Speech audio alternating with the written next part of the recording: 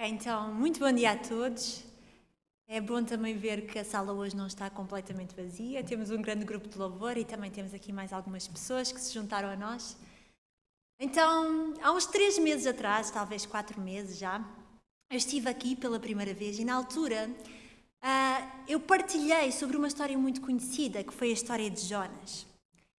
E hoje eu trago uma outra história também muito conhecida, que Deus tem usado já há vários meses para falar à minha vida de diferentes maneiras. Só que às vezes, e Deus sabe mesmo todas as coisas, às vezes mais, já tinha pensado esta mensagem há muito tempo, já tinha pensado nesta história há muito tempo, só que às vezes mais do que nós ouvirmos a palavra e nós refletirmos sobre a palavra, às vezes é preciso nós vivermos estes momentos, estas experiências que vêm aqui escritas, para nós compreendermos a profundidade da mensagem que nós queremos transmitir. Então dizer-vos que hoje é um privilégio para mim poder partilhar este pensamento convosco. Acreditem que não é só para vocês, também é muito para mim. E então eu não sei se na vossa vida, na vossa experiência com Deus, vocês já passaram por momentos em que vocês precisaram de Deus. Momentos em que vocês buscaram a Deus, momentos em que vocês oraram a Deus e pediram a Deus por uma resposta, por um milagre, por um sinal, mas tudo aquilo que vocês ouviram foi silêncio. E às vezes nesses momentos pode começar a parecer que Deus não está a ouvir aquilo que nós estamos a dizer, que Deus não está lá por algum motivo. E nós normalmente, entre nós não partilhamos muito sobre estas experiências e sobre estes momentos. Porque na verdade nós acreditamos em Deus, não é? Mas se ao menos naquele momento nós pudéssemos ver, se ao menos nós pudéssemos sentir, se ao menos nós pudéssemos escutar. Só que a Bíblia mostra-nos que os próprios discípulos de Jesus, que viveram com Jesus, que viram Jesus, que ouviram Jesus, que sentiram Jesus, também eles tiveram momentos em que tiveram medo, momentos em que duvidaram, momentos em que sentiram que estavam sozinhos e desesperaram. E é sobre um desses momentos que eu gostaria de partilhar convosco hoje, e por isso sem mais demoras, eu convidava-vos a abrir as vossas Bíblias, para quem tem à mão, em Marcos capítulo 6, e vamos ler do versículo 45 ao 52. Marcos 6... versículo 45 ao 52. Mas acho que antes de lermos, e acho que antes de qualquer outra coisa, deixem-me dizer-vos desde já, de algo que eu quero que vocês guardem no vosso coração esta manhã. É que vocês não estão sozinhos. Deus nunca nos abandona. E então esta história, para quem já a encontrou, é sem dúvida uma das histórias mais conhecidas da Bíblia. E às vezes, por ser tão conhecida, quando nós ouvimos falar sobre esta história, quando nós lemos a Bíblia, nós temos tendência a não estar tão atentos, ou às vezes até a passar à frente, porque afinal já conhecemos esta história, já conhecemos cada pormenor. Só que às vezes, há momentos da nossa vida em que é necessário nós voltarmos àquilo que é base, àquilo que é fundamental na nossa fé. E então, se nós repararmos, esta história, pelo menos na minha versão, no versículo 45, diz assim: logo depois. Isto faz-nos pensar que logo depois não é uma forma de se começar uma história, não é? Normalmente as histórias não começam assim. E logo depois faz-nos pensar que talvez seja importante nós percebermos o que aconteceu logo antes deste momento. E então eu hoje gostava de partilhar convosco, muito rapidamente, um pouco sobre esse contexto que nós encontramos no livro de Marcos. Então, se andarmos um pouco para trás, e não precisam de abrir, mas se quiserem estão à vontade, em Marcos no capítulo 6, versículo 7, nós vemos que Jesus, ele estava em Nazaré e ele estava com os seus 12 discípulos. E neste ponto da caminhada de Jesus e dos discípulos, os discípulos já tinham visto muita coisa acontecer, muitos milagres. Então a história conta-nos que certo dia, Jesus ele decide enviar os discípulos 2 a 2 para irem pelas terras vizinhas e anunciarem o arrependimento. Então os discípulos, eles ouvem o mestre e eles obedecem, eles vão pelas terras vizinhas e eles começam a pregar o arrependimento. E eles começam a curar pessoas. E eles começam a expulsar espíritos malignos. E coisas incríveis acontecem. E algum tempo depois, não sabemos ao certo quando, mas no versículo 30, nós vemos que os discípulos, depois de tudo isto, eles voltam para junto de Jesus. E na altura, Jesus tinha-lhes dito para eles não levarem nada consigo, nem roupa, nem dinheiro, muda de roupa, não é? Eles não iam, mas não muda de roupa, nem calçado, nem dinheiro, nem comida. Então, quando eles voltam para junto de Jesus, eles estão cansados, eles estão com fome, mas mais do que tudo isso, eles quiseram contar a Jesus as coisas incríveis que eles viram, as coisas incríveis que eles puderam fazer através do poder de Deus. E então eles estão ali naquele momento, só que a Bíblia conta-nos que as pessoas continuavam a chegar ao pé de Jesus, não é? Então Jesus, no versículo 31, ele faz um convite aos discípulos e ele diz: venham comigo a um lugar sossegado para descansarem um pouco.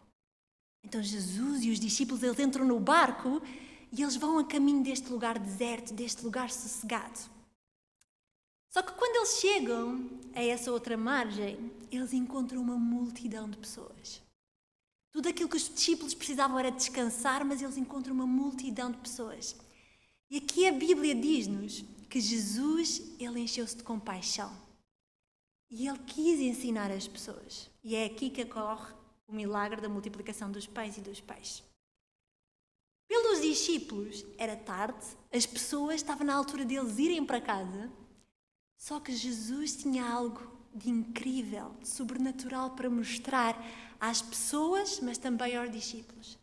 Então os discípulos que precisavam descansar, Jesus ordenou que eles fossem e procurassem comida, que eles fossem e distribuíssem as pessoas em grupos de 100 e grupos de 50, que eles fossem e entregassem os pães e os peixes e no final ainda recolhessem as sobras.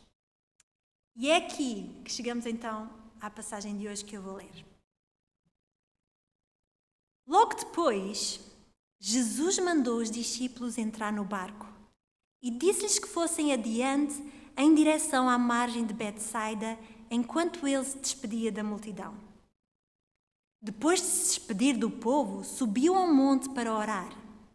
Chegou a noite e o barco continuava no meio do lago, enquanto Jesus estava sozinho em terra.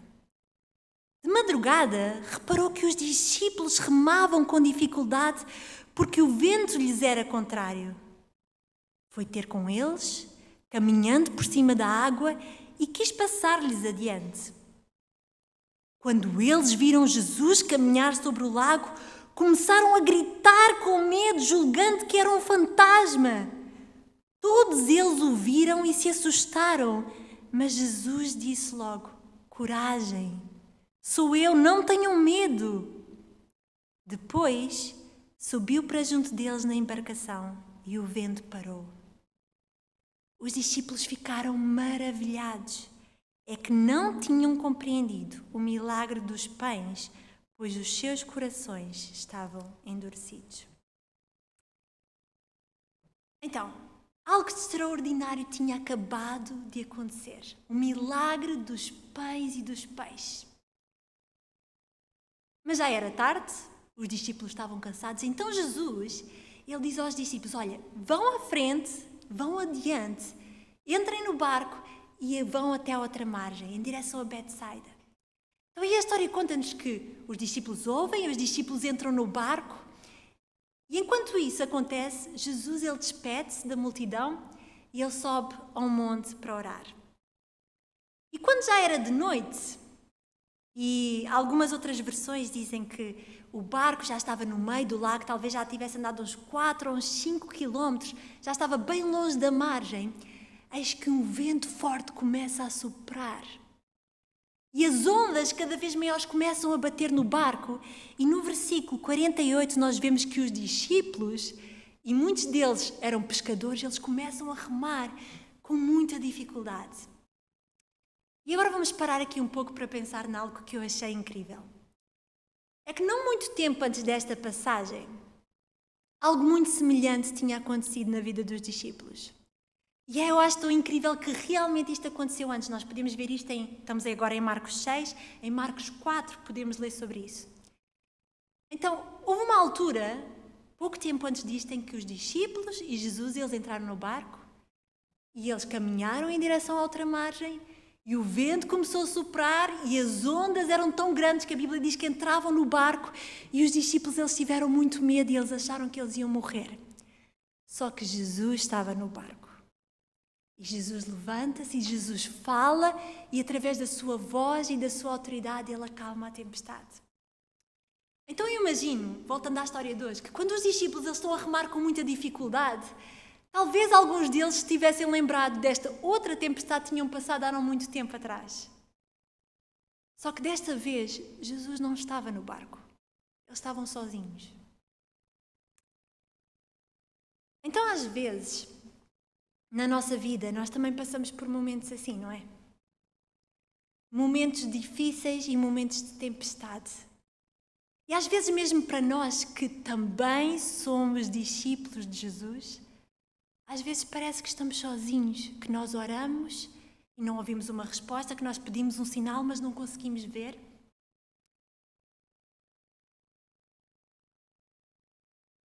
E às vezes nós achamos que isto só acontece connosco. Mas eu gostava de partilhar convosco um versículo que vem escrito no Salmo 22, versículo 1. E este versículo foi escrito, este salmo foi escrito por Davi. É um homem segundo o coração de Deus. E reparem o que diz Davi neste versículo. Salmo 22, versículo 1, diz assim. E eu acho que vocês vão reconhecer esta frase. Ele diz: meu Deus, por que me abandonaste? Porque te mantens distante de mim quando eu grito por socorro? Meu Deus, por que me abandonaste? A própria frase que Jesus diz na cruz. Então, há umas semanas atrás, eu gostava de partilhar convosco. Eu vivi um momento destes assim, em que eu senti, meu Deus, por que me abandonaste? E eu estava a viver alturas em que eu orava a Deus e eu pedia a Deus um sinal, uma resposta, e parecia que nada acontecia, tudo aquilo que eu ouvia era silêncio. Então, a certa altura, e eu sou muito assim na minha relação com Deus, eu achei, eu é que estou mal, alguma coisa eu estou a fazer de errado. Então, eu decidi ser radical e já era de noite, eu falei com o Samuel e eu agasalhei-me e saí de casa à noite e fui para a rua orar. Mas nós vivemos em Rio de Moro, e Rio de Moro à noite, então eu não fui muito longe, mas eu passei ali 1 hora em oração, confortavelmente 1 hora, e eu andava a caminhar 300 metros para a frente, 300 metros para trás, para não ir muito longe, e a falar com Deus. E eu garanto-vos, eu busquei a Deus com toda a sinceridade, pus uma música para escutar e eu estava a orar a Deus e disse, Deus, por favor, dá-me uma resposta. Mostra-me que tu estás comigo, sabem? Naqueles momentos nós começamos a duvidar que Deus está connosco. Mostra-me que estás comigo. E tudo aquilo que eu ouvi foi silêncio. Só que 2 dias depois, eu estive pela primeira vez num culto Zoom de uma igreja muito conhecida que é Bethel Church. E nesse culto existe um momento em que cada participante tem a oportunidade de ter um tempo de oração com a liderança desse ministério, dessa equipa. E a certa altura eu tinha 2 pessoas a orar por mim e eu agradeço muito a Deus a vida dessas pessoas. Eles estavam a orar e eles estavam a ministrar à minha vida coisas que eles estavam a sentir do coração de Deus. E eu não tinha partilhado sobre esta noite, só que naquele momento, se eu me emocionar, naquele momento um desses pastores ou líderes, ele disse assim, Catarina, eu estou a sentir que Deus está a dizer-me que naquela noite quando tu oraste e foste lá fora e clamaste a Deus, Ele estava contigo. E Ele ouviu cada oração, cada palavra que tu disseste. Então, isto para vos encorajar, que mesmo quando nós não sentimos, Deus está connosco, Jesus não nos abandona. Versículo 48 diz assim, de madrugada reparou que os discípulos remavam com dificuldade, porque o vento lhes era contrário. E sobre este versículo, uma vez eu ouvi a pregação de alguém, um pastor, que ele falava sobre esta história. E então ele contava a experiência de quando ele foi a Israel. E a certa altura dessa viagem, os guias levaram-no ao monte que eles pensam, não sei se é certo, mas que eles pensam que Jesus poderá ter passado esta noite em oração. Então ele diz que subiu ao monte e quando ele chega ao topo do monte, ele olha na direção do lago. E ele diz que neste momento ele caiu no chão em lágrimas. Os discípulos, eles achavam que eles estavam a passar por esta tempestade sozinhos. Mas ele, naquele momento, este pastor, ele percebeu que daquele monte Jesus conseguia ver o barco. Jesus conseguia ver a tempestade. A Bíblia diz-nos, Jesus reparou que os discípulos remavam com dificuldade. Eles não estavam sozinhos. Então a história conta-nos que Jesus, ele desce o monte e ele caminha sobre as águas. Era exatamente as mesmas ondas, exatamente o mesmo vento, mas Jesus caminha sobre as águas. E eu aqui queria partilhar um outro versículo que certamente todos conhecem, mas é aquilo que eu disse, às vezes é preciso voltarmos à base. E é em Josué 1:9 e diz assim, não te mandei eu, esforça-te, tem bom ânimo, não tenhas medo, não te espantes, porque o Senhor teu Deus é contigo por onde quer que andares. Porque o Senhor teu Deus é contigo por onde quer que andares. E esta é uma promessa de Deus que não é só para Josué. É uma promessa que Deus tem para todos aqueles que confiam e que acreditam no mesmo Deus que Josué. Então, se tu achas que o caminho que tu estás a trilhar hoje é demasiado difícil, que te parece impossível, deixa-me assegurar-te a ti de algo que eu também quero assegurar a mim hoje, que é o Jesus a quem nós servimos, ele caminha sobre as águas. Não há vento, não há tempestade, não há ondas que o impeçam de chegar e de te alcançar. Então Jesus, ele desce o monte, ele caminha sobre as águas e ele vai ter com os discípulos. E aqui, desta vez, quando eu li esta passagem, reparei num pormenor que eu nunca tinha reparado antes. E que às vezes pode parecer despercebido, mas que é tão relevante. Que diz que Jesus, ele quis passar-lhes adiante. Então imaginando que temos aqui um monte em que Jesus orava, temos a outra margem e o barco no meio do lago na tempestade. E a Bíblia diz que Jesus, ele quis passar adiante do barco. E nós já vamos voltar a este pormenor. Mas vamos parar só um bocadinho para pensar na perspectiva dos discípulos. Então, os discípulos, eles estavam a remar com dificuldade.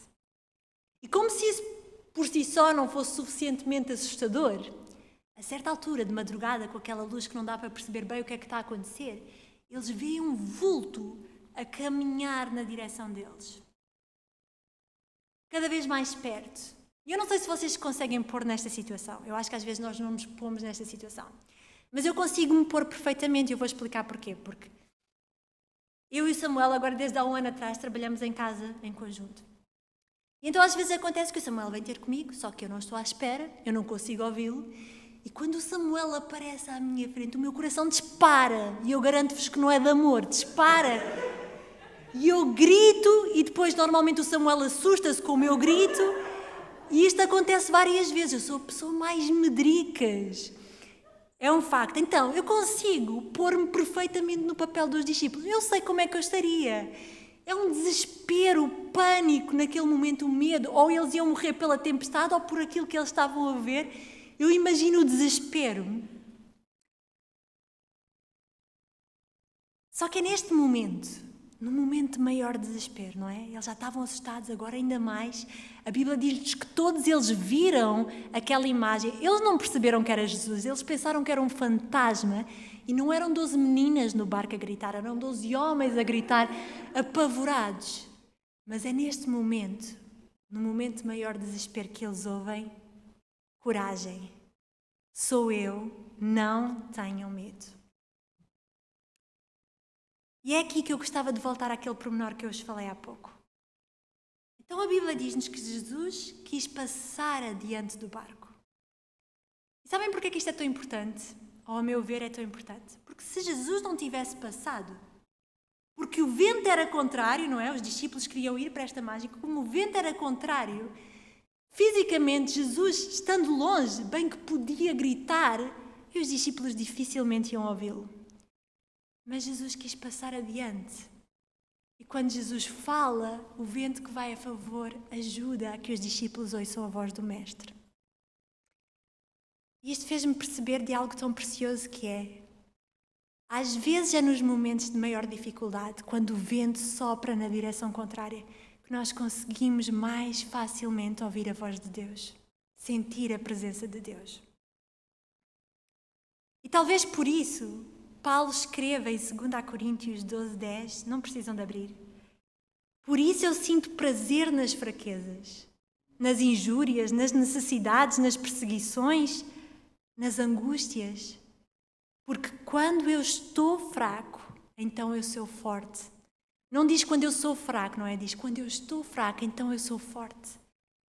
Então às vezes é preciso nós diminuirmos para que Deus cresça.